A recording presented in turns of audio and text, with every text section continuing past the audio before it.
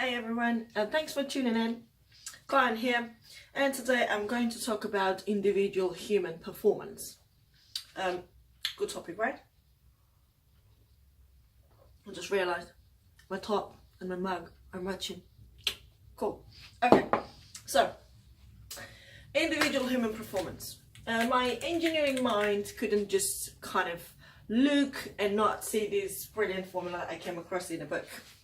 Again, okay, so book is called Maximum Achievement by Brian Tracy. If you open page 60, you'll find the formula. So, amazing formula, and I just wanted to talk about it and share it, and why it's important on individual level, on team level, and on corporate level. First of all, let's look at the formula and see what does it say.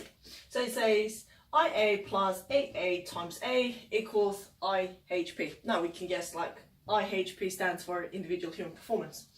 So the first IA stands for inborn attributes. These are the skills, talents, and qualities that an individual is born with.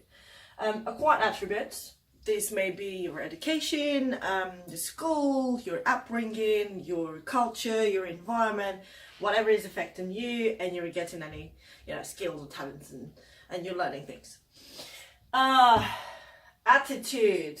A stands for the attitude in the formula here, very important. And as I already said, IHP stands for individual human performance. Now, very important and interesting fact about this formula, if you're noticing.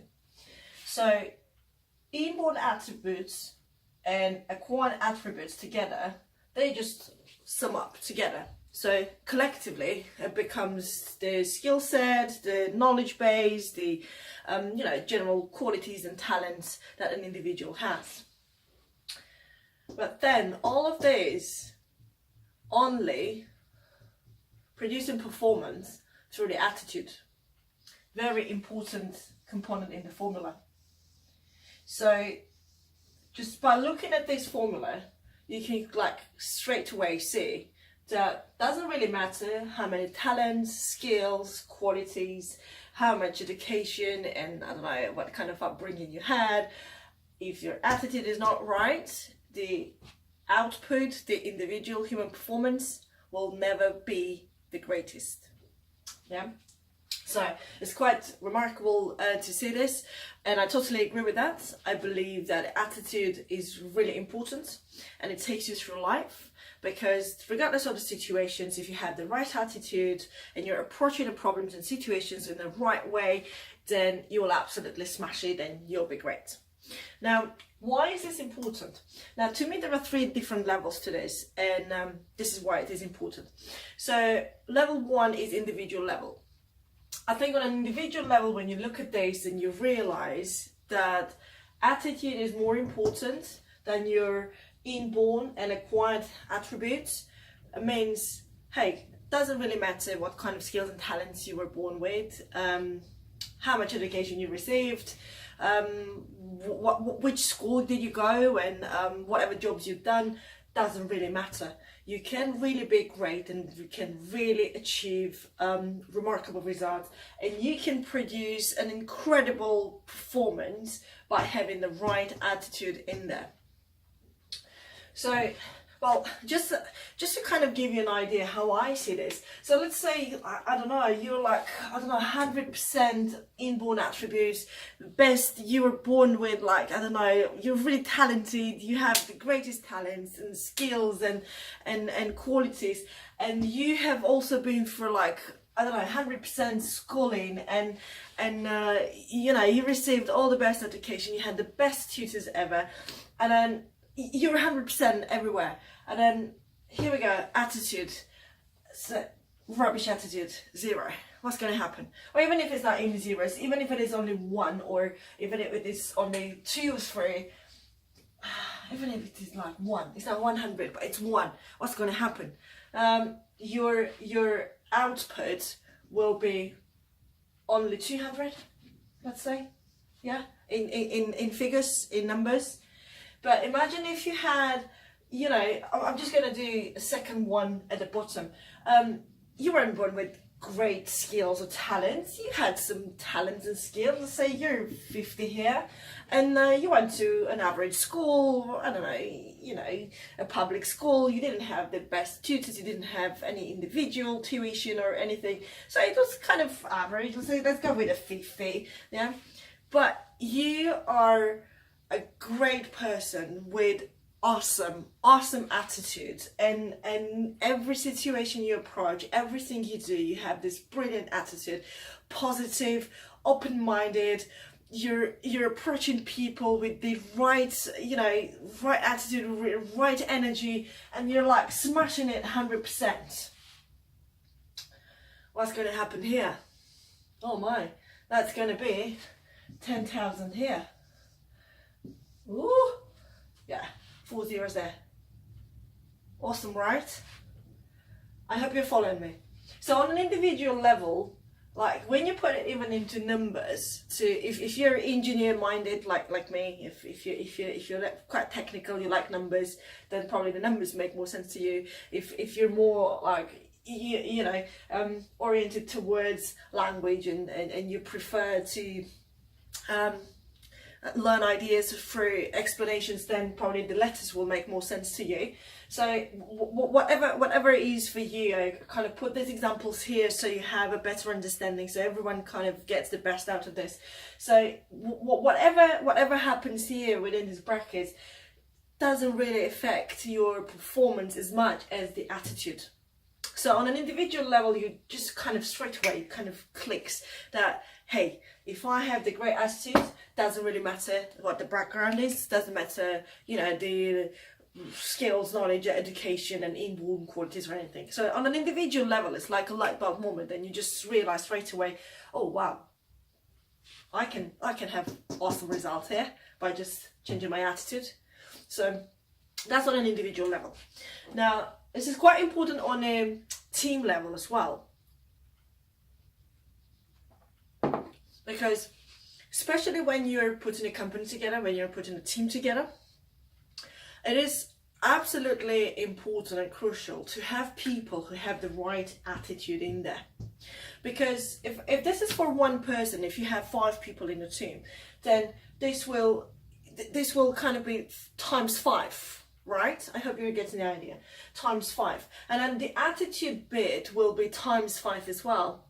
So when you're putting a team together, when you're getting people together to work on a project, or if it is like a long term, you're just recruiting someone into your company or your organization, what's really important is to look at their attitude. Because inborn attributes are normally things that you can't do much about them. The person or the individual was born with those. Acquired attributes is the things that you can teach them. You can put them through training, you can educate them, you can buddy them up with someone who is more experienced, and they will learn and they will grow. What you cannot absolutely affect is the attitude.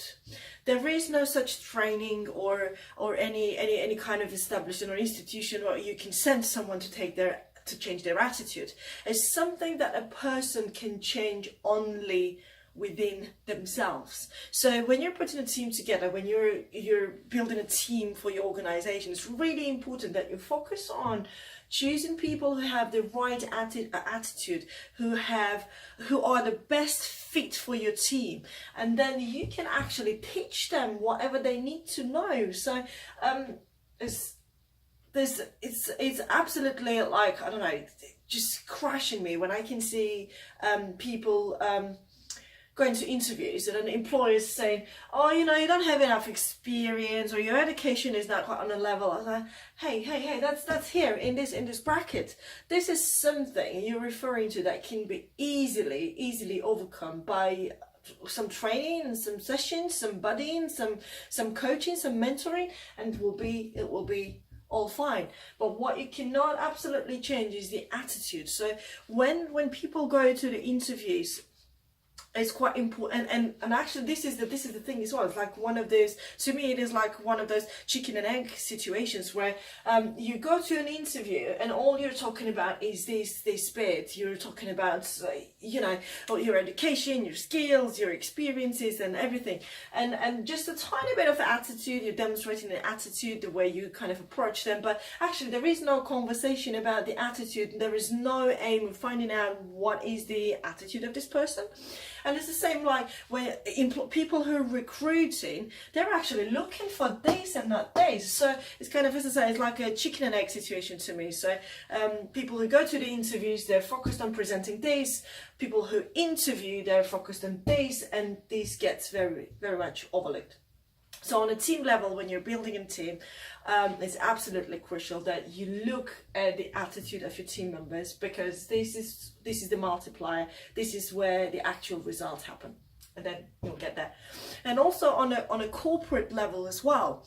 On a corporate level, now we're going even bigger. This is the third level. This is the biggest level of in my head. So on a corporate level, then you have teams, and each team or department, they have their own culture, they have their own attitude.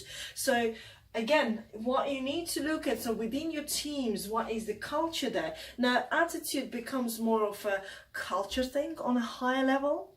So for a corporation, if you're applying this formula to your organization of, I don't know, 1,000 employees or 10,000 employees, we're not talking about an individual attitude, because on that scale you're not actually seeing an individual attitude. What you're seeing is a business unit attitude, or a team attitude, or you're seeing a department attitude. So if you're applying these to your team or business unit or your department, then this is more, we're talking about the culture, the habits, rituals that they have, the environment they create for people. So again, on a corporate level, this is quite important that people who are at the top, they look at the attitudes, at the culture, because this is where it will happen. You can put them through, I don't know, hours and hours of training, but if the culture, the environment, the attitudes are not right, then all of this just goes out of the window. So no point. Money wasted to me. I have seen in my life organizations where a lot of money, thousands of pounds have been spent annually on training, on all sorts of company away days, on company training days, on coaching, and yeah, but everything is like with a very, very small impact. It yields very, very small impact, because what we're changing is just, we're changing this here. So to actually have that massive impact, that massive output in performance, what we need to look at is the attitude. Good. Well, I guess that's all that I wanted to say for this video. Thank you for watching. If you have any questions or comments, please leave them below. Please like and share if you really feel that this added a value and you learned something from this. And I would absolutely love to know if you have applied this and if you got any results. So please share your results. Please share your thoughts and ideas. Thank you for watching, and I'll see you next time. Bye for now.